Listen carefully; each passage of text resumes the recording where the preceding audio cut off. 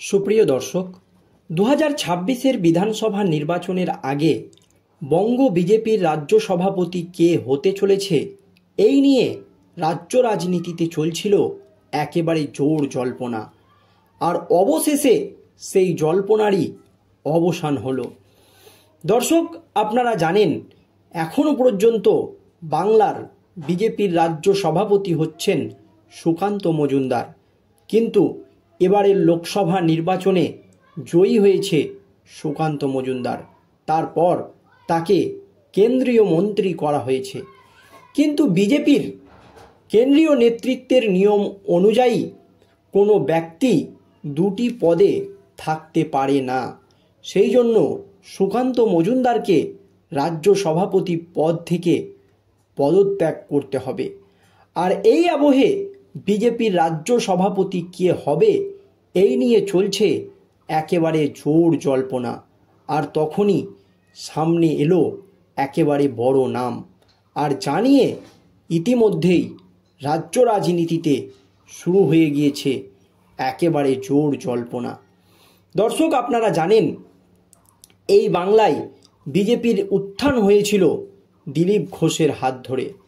দিলীপ ঘোষ যখন বিজেপির রাজ্য সভাপতি ছিল তখনই বিজেপি বাংলায় প্রায় 18টা সিট পেয়েছিল, যা থেকেই এই বাংলায় বিজেপির উত্থান।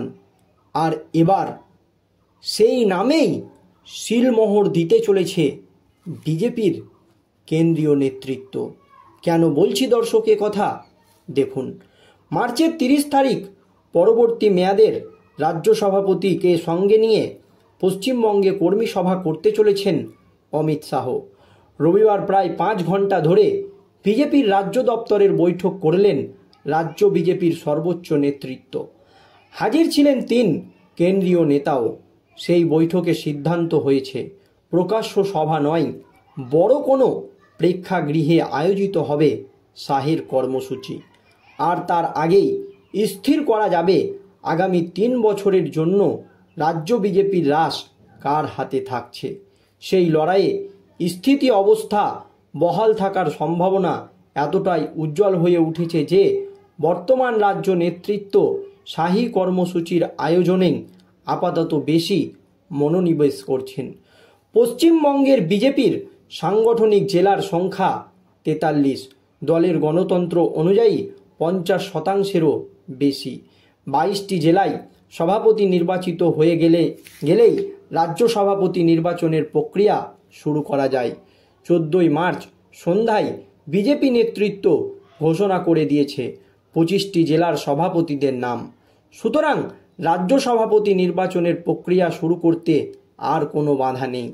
এই আবহে রবিবার রাজ্য বিজেপির শীর্ষ নেতৃত্বের সঙ্গে বৈঠকে বসেছিলেন 2 কেন্দ্রীয় পর্যবেক্ষক, সুনীল বনসাল ও মঙ্গল পাণ্ডে, এবং সহ পর্যবেক্ষক অমিত মালাবিয়।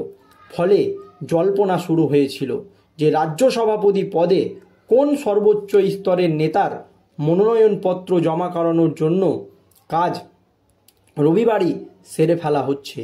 কিন্তু বিজেপির গণতন্ত্র অনুযায়ী মনোনয়নপত্র জমা দিতে হলে তাতে প্রস্তাবক এবং সমর্থকদের স্বাক্ষর জরুরি।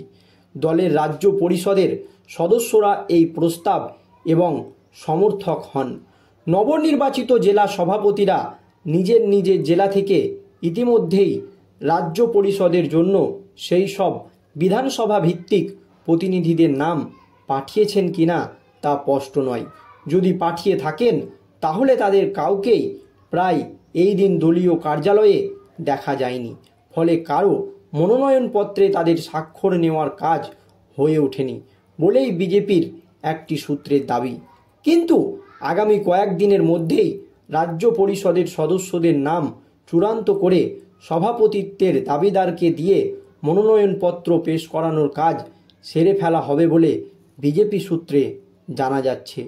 রাজ্য বিজেপির সভাপতি সুকান্ত মজুমদার এ নিয়ে তেমন রাগঢাক করেনি। রবিবারের বৈঠক শেষে সাংবাদিক বৈঠকে তিনি বলেন, কেন্দ্রীয় নেতৃত্বকে আমরা জানিয়েছি যে রাজ্য সভাপতি নির্বাচনের জন্য আমরা প্রস্তুত। নেতৃত্বর নির্দেশ এলেই প্রতিক্রিয়া শুরু করা হবে। সভাপতি পদে সুকান্তের প্রথম মেয়াদ ইতিমধ্যেই শেষ হয়েছে। 2021 সালের দিকে তিনি সভাপতি হন। সেই হিসাবে 2024 সালের নভেম্বর নাগাদ তার প্রথম মেয়াদ শেষ হয়েছে। পরবর্তী মেয়াদে তিনি থাকুক বা অন্য কেউ, সংগঠন পর্বে মধ্যে দিয়ে তা স্থির হওয়ার কথা। সেই সংগঠন পর্বের প্রথম ধাপ সদস্যতা অভিযানে সূচনা শাহ নিজে করে গিয়েছিলেন গত অক্টোবরের বঙ্গ সফরে। সব ধাপ পেরিয়ে এবার রাজ্য সভাপতি নির্বাচন বাকি। 29শে মার্চ রাতে শাহ আবার বঙ্গে আসছেন। 30 তারিখেই দিনভর কর্মসূচিতে কাটাবেন।